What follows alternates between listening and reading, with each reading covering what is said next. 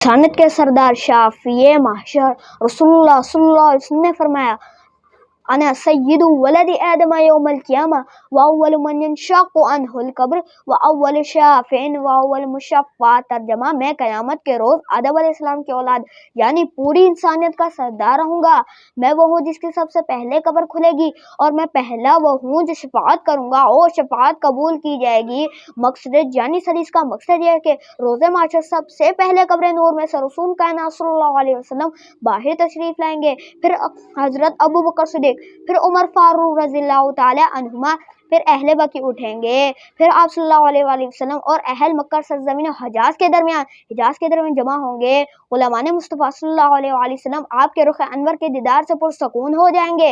बाद अज़ा सारी इंसानियत बारगाह खुदावंदी में हिसाब के लिए जवाबदेह होगी। औलादे आदम जिस शख्सियत की सरदारी झंडे तले तलबगारी माफ़ी होंगे और रसूल सल्लल्लाहु अलैहि वसल्लम की ज़ात पाक होगी।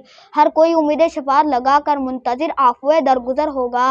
सारी इंसानियत की निगाहें जिस महबूब रब दो जहाँ की जानिब लगी होगी वो सैयदना मोहम्मद करीम सल्लल्लाहु अलैहि वसल्लम होंगे।